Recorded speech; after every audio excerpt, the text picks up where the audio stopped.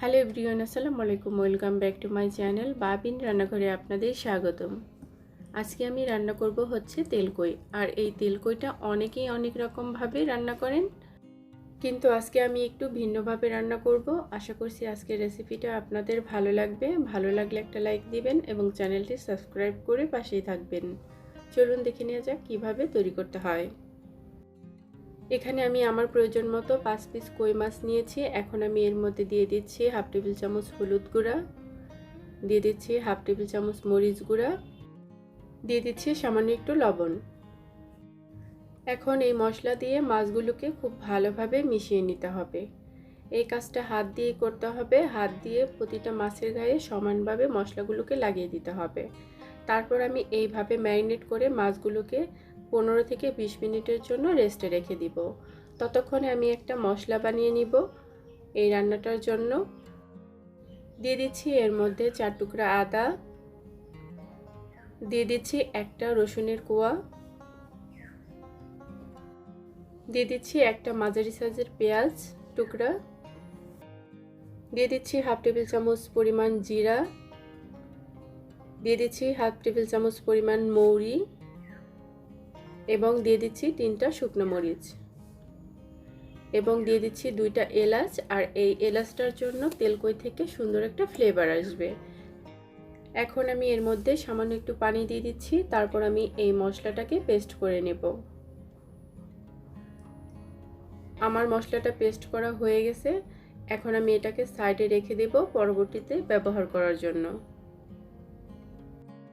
রান্না করার জন্য চুলায় একটা হাঁড়ি বসিয়ে দিলাম। তারপর আমি এর মধ্যে দিয়ে দিচ্ছি 3 টেবিল চামচ পরিমাণ সরিষার তেল। তারপর আমি তেলটা গরম করে নিয়ে তারপর আমি এর মধ্যে কই মাছগুলো দিয়ে দিব।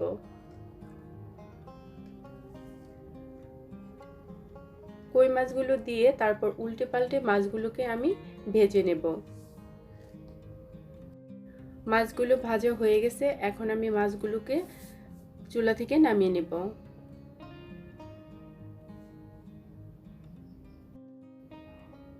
ঠিক একইভাবে আমি বাদবাকি সবগুলো মাছ ভেজে নেব। মাছগুলো ভাজা হয়ে গেলে আমি এর মধ্যে দিয়ে দিচ্ছি আবারও 3 টেবিল চামচ পরিমাণ সরিষার তেল। তেলটা একটু গরম হয়ে আসলে তারপর আমি এর মধ্যে দিয়ে দিচ্ছি হাফ টেবিল চামচ পরিমাণ কালো জিরা। কালো জিরাটাকে আমি হালকা একটু তেলের সাথে ভেজে নেব। তারপর আমি এর মধ্যে দিয়ে দিচ্ছি 1/3 কাপ পরিমাণ পেঁয়াজ কুচি।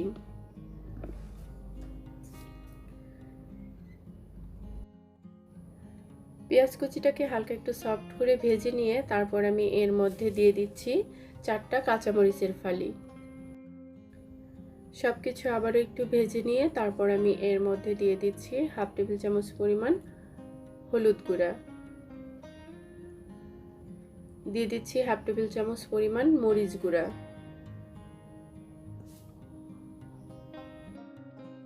এরপর আমি এর মধ্যে দিয়ে দিচ্ছি স্বাদ মতো লবণ।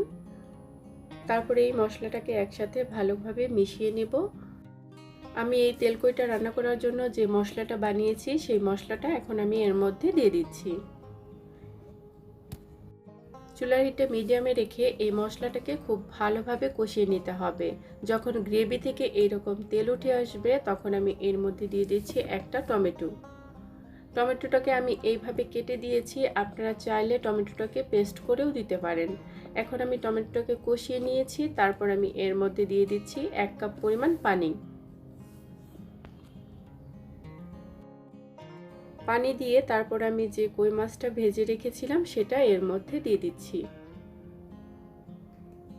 তারপর আমি একটা ঢাকনা দিয়ে ঢেকে দিব 10 মিনিটের জন্য।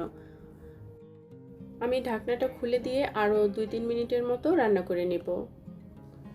যখন ঝোলটা এরকম মাখা মাখা হয়ে আসবে তখন আমি এটাকে চুলা থেকে নামিয়ে নেব। তো ভিউয়ার্স, এরকম আরও নিত্য নতুন রেসিপি দেখার জন্য আমার চ্যানেলটা সাবস্ক্রাইব করে আমার পাশেই থাকবেন। অবশ্যই পাশে থাকা বেল আইকনটি বাজিয়ে দিবেন, তাহলে আমার নতুন কোনো ভিডিও আসলে সবার আগে আপনি নোটিফিকেশন পেয়ে যাবেন। আল্লাহ হাফেজ।